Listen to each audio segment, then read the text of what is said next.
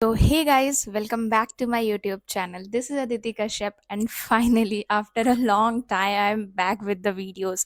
So, basically, इतने दिन से वीडियोस इसलिए नहीं आ रही थी क्योंकि मेरा जून अटेम्प्ट नहीं निकला था एंड मैं प्रिपरेशन में लगी हुई थी क्योंकि मैंने अपना एक अटेम्प्ट गवा चुका है। तो मैं सोच रही थी कि सेकंड अटेम्प्ट पे मैं अपना फुल कंसंट्रेट कर लूँ स्टडीज़ पे ताकि मेरा सेकंड अटेम्प्ट निकल जाए।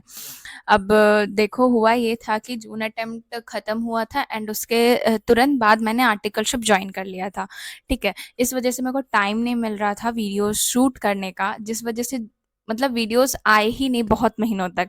फिर हुआ ये कि मैंने सोचा था कि आर्टिकलशिप जॉइन कर लूँ देन फिर रिज़ल्ट आएगा, अगर रिज़ल्ट पॉज़िटिव हुआ तो ठीक है। हुआ ये कि रिज़ल्ट मेरा नेगेटिव आ गया। नेगेटिव आया तो मैंने कभी अपने लाइफ़ में फेलियर एक्सपीरियंस ही नहीं किया है। मेरा I was good in 10th, I was topper in 12th। सो जब मैंने अपने रिजल्ट में देखा ना not completed, so I was in मतलब ये कैसे पॉसिबल है यार। मतलब मैंने कभी अपना फेलियर एक्सपीरियंस ही नहीं किया, जिस वजह से मेरे को बहुत ज़्यादा हर्ट हुआ था। तो मैं I was like that type of person ना जिसको मतलब होती है ना कि थोड़ी शर्म आ जाती है कि यार मैं कैसे बताऊंगी कि मेरा रिजल्ट नहीं कंप्लीट हुआ ये वो। मतलब रिजल्ट आने के कुछ दिनों तक तो मेरा दिमाग ऐसे कि मेरा कंप्लीट कैसे नहीं हुआ, क्या हुआ नहीं हुआ, रीज़न।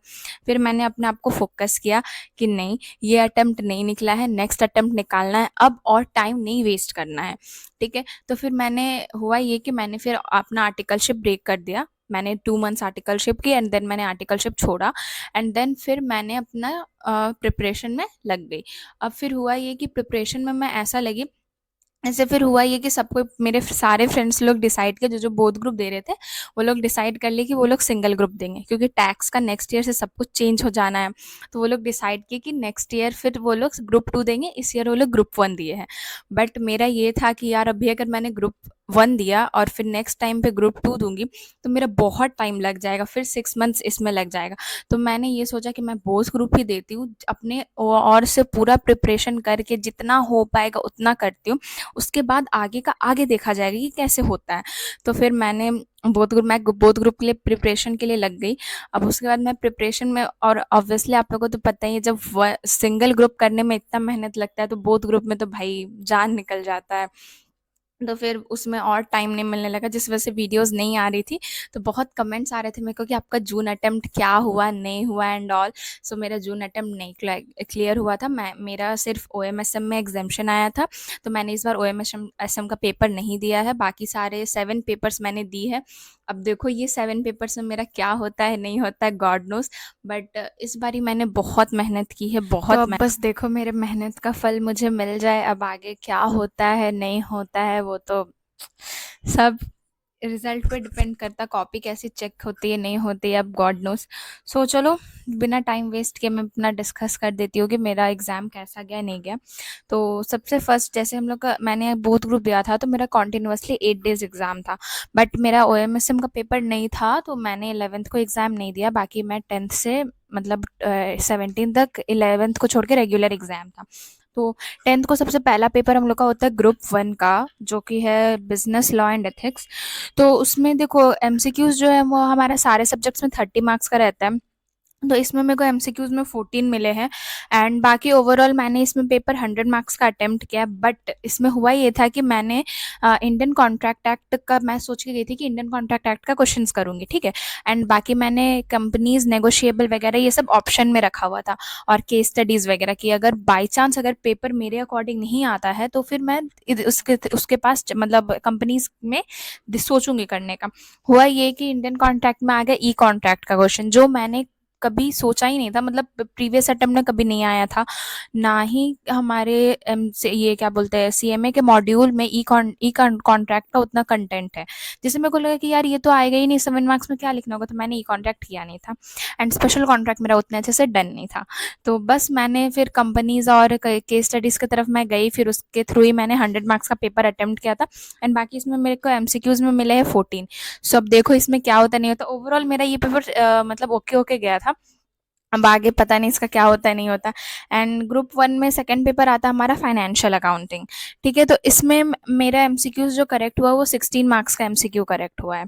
और बाकी इसमें पेपर मैंने 100 मार्क्स का नहीं अटेम्प्ट किया था, इसमें आई थिंक मैंने 80 to 90 मार्क्स का अटेम्प्ट किया। बट हाँ, जहाँ तक मेरे को आइडिया है कि मैंने जो अटेम्प्ट किया है वो मोस्टली मोस्टली करेक्ट है। अब एग्जामिनर थोड़ा लीनियंट चेकिंग कर दे तो भाई मार्क्स आ जाने हैं, नहीं तो पता नहीं क्या होना है। तो इसमें कह सकते हो मतलब हाँ, मे बी पास का चांसेस है। अब पता है ये सब अनसर्टेन होता है, कुछ प्रिडिक्ट नहीं किया जा सकता। फिर उसके बाद आता है कॉस्ट। कॉस्ट बहुत बेकार गया मेरा, बहुत ज़्यादा बेकार। कॉस्ट का पेपर मतलब जैसे एक्सपेक्ट की थी मैं उससे टफ आया है। देखो एक्चुअली मेरा जो है वो थ्योरी पोर्शन ज़्यादा स्ट्रांग है, क्योंकि मैं सेल्फ स्टडी की हूँ ना यूट्यूब से। तो उसमें ये होता है ना कि अगर आपको टीचर एक बार समझा रहे हैं ना, तो फिर आप अगर थ्योरी में एक बार खुद से भी रीडिंग कर लोगे ना, तो आपको दिमाग में थोड़ा चला जाता है। बट प्रैक्टिकल में ये सीन नहीं है। प्रैक्टिकल में आपको यूट्यूब पे सब चीज़ नहीं सॉल्व किया कराया जाता है, तो बहुत प्रॉब्लम आती है। तो मैंने थ्योरी पोर्शंस जो थे ना वो सारे मैंने अच्छे से कवर किए थे। लॉ मैंने बहुत अच्छे से प्रिपेयर किया था, तो उसमें मैंने 100 मार्क्स का अटेम्प्ट कर पाया। अब कॉस्ट तो मेरा बहुत बेकार गया। कॉस्ट में एक्चुअली बहुत लेंदी था, ठीक है, तो उसमें ना बहुत ज़्यादा टाइम लग रहा था। और हुआ ये था कि इसका एमसीक्यूज भी बहुत ज़्यादा अजीब आया था, कुछ समझ को ही नहीं आ रहा था मेरे। तो इसमें हुआ ये था कि और हम लोग का पेपर भी जो था ना वो 5 मिनट्स पहले हम लोग से ले लिया गया था। एमसीक्यूज जो था ना इसमें इतना इतना टाइम कंज्यूमिंग था, इतना कुछ नहीं समझ आ रहा था एमसीक्यूज में, तो बहुत ज़्यादा मतलब दिमाग लगाना पड़ रहा था। तो मैं सोची थी ना कि लास्ट के हाफ एन आवर में इसको कर दूंगी, ठीक है। बट हुआ ये कि जो मेरा ये सेक्शन बी का पोर्शन जो था वो मेरा 4:30 तक नहीं कंप्लीट हो पाया था। वो उसमें मेरे को आई थिंक 4:45 तक लग गया था, वो भी मैंने उसमें भी फुल नहीं अटेंड किया था। तो एमसीक्यूज में कम टाइम मिला लास्ट में। फिर हम लोग का कॉपी जो था वो छिनाने लगा था 5 मिनट्स पहले ही। तो फिर जो भी समझ आया उसमें मैंने अटेम्प्ट किया, तो इसमें शायद आई थिंक मेरा एमसीक्यूज करेक्ट हुआ वही 14 to 16 के अप्रॉक्सी करेक्ट हुआ। ये मैंने टोटल करके नहीं लिखा है इसमें। एंड बाकी इसका जो था वो मैंने स्टैंडर्ड कॉस्टिंग का क्वेश्चन अटेंड किया था, एंड थ्योरी वगैरह थोड़ा बहुत अटेंड किया था। एंड बाकी मतलब पास होने लायक अटेम्प्ट किया है, बस थोड़ा लीनियंटली चेकिंग हो जाए यार इस बारी, तो फिर देखो चांसेस बन जाती है पास होने की। उसके बाद आता है हम लोग का टैक्स। टैक्स इस बार ओके ओके था। टैक्स का उतना टफ भी नहीं बोल सकते, बट हाँ ओके था। टैक्स में मेरे को सबसे हाईएस्ट आया एमसीक्यू में 22। बस अब मेरे को 18 मार्क्स चाहिए उधर से सेक्शन बी से, 40 आ जाए, टैक्स मेरा निकल जाएगा। 40 अगर मेरे को यार अगर आ भी गया ना 50-50 सारे ग्रुप वन के सब्जेक्ट में, तो मेरा ओवर एग्रीगेट 200 बन जाएगा। पासिंग देखो, पासिंग आई थिंक 40-40 मेरा सब में आ जाएगा। बस प्रॉब्लम है ये एग्रीगेट का और ये कॉस्ट का, बस अब देखो क्या होता है नहीं होता। तो ये था मेरा ग्रुप वन का।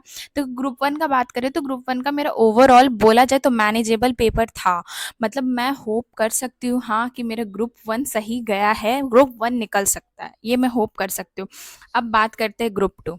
ग्रुप टू का मेरा फर्स्ट पेपर था। ग्रुप टू में हम लोग का फर्स्ट पेपर ओएमएसएम होता है, बट मेरे को वो देना नहीं पड़ा था क्योंकि मेरा एग्जामेशन था, तो मैंने वो एग्जाम ही नहीं दिया था। उसके बाद आता है कॉर्पोरेट अकाउंटिंग एंड ऑडिटिंग। ये इसका क्वेश्चन भाई साहब कहाँ से आया था ना, कुछ समझ नहीं आ रहा था। मतलब ग्रुप टू का सभी पेपर मेरा बहुत ही खराब गया है।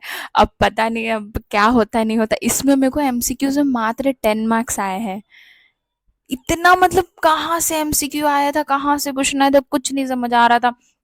अब पता नहीं, कॉर्पोरेट अकाउंटिंग में कुछ नहीं बोल सकती मैं, ये मेरा बहुत ही बकवास गया है, बहुत ही बकवास। अब देखो क्या होता है नहीं होता है। एफएमबीडीए उसके बाद था हम लोग का क्या, एफएमबीडीए। एफएमबीडीए देखो थोड़ा बहुत कह सकती हो कि हाँ मैनेजेबल था। एफएमबीडीए में मेरे को एमसीक्यूज में 16 आए हैं। एंड बाकी उधर सेक्शन बी का भी पोर्शन मैंने अटेंड किया है एफएमबीडीए में। अब देखो क्या होता है नहीं होता, अगर स्टेप मार्किंग मिलता है तो एफएमबीडीए निकल सकता है।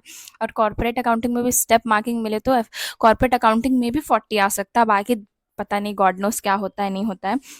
उसके बाद जो था मैनेजमेंट अकाउंटिंग का पेपर, जैसा हम लोगों ने एक्सपेक्ट किया था बहुत डिफिकल्ट आएगा, उतना डिफिकल्ट तो नहीं बोल सकते। मतलब मैनेजमेंट अकाउंटिंग मैनेजेबल था ग्रुप टू। मतलब ग्रुप टू के बाकी जो दो पेपर्स थे ना मेरे बहुत ही खराब गए थे। बाकी उसमें मैंने मैनेजमेंट अकाउंटिंग जो था वो थोड़ा मैनेजेबल था। मतलब इसका थ्योरी पोर्शन सही आया था, ईजी आया था, मतलब जो मेरे को आता था थोड़ा बहुत वो आया था। इसके एमसीक्यूज में मेरे को 14 आए। एमसीक्यूज देखो सारे पेपर का एमसीक्यूज ना थोड़ा सा ट्रिकी आता है। मतलब आउट ऑफ द बॉक्स वो लोग क्वेश्चन, वो लोग एमसीक्यू बैंक जो रिलीज किए थे उसमें वो लोग का अप्रोक्सीमेटली 200 to 300 एमसीक्यूज था। उसके बाहर से एमसीक्यूज़ आ जा रहे हैं, मतलब कहाँ से लोग एमसीक्यूज़ ला रहे हैं इतने समझ नहीं आ रहा मेरे को।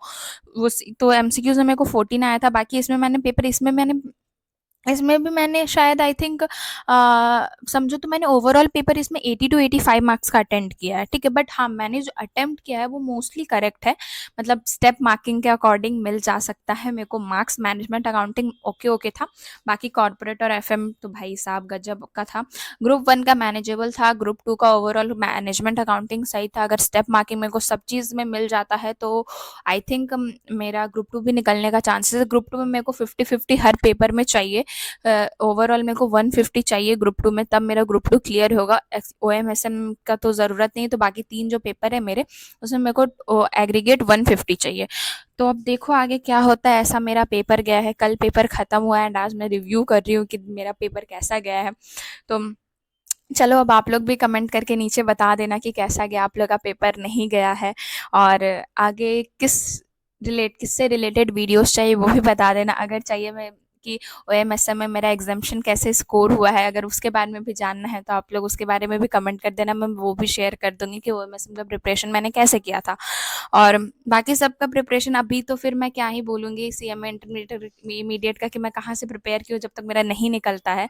तो चलो देखती हूँ आगे के लिए कौन सा वीडियोस लाना चाहिए नहीं लाना चाहिए। इस वीडियो के लिए इतना ही रहने देते हैं। आप लोग का एग्जाम कैसा गया कमेंट में डाउन, एंड हाँ, वीडियो को लाइक करना, शेयर करना, कमेंट करना, एंड हाँ, चैनल को सब्सक्राइब ज़रूर कर देना। सो चलो मिलते हैं नेक्स्ट वीडियो में। Bye bye.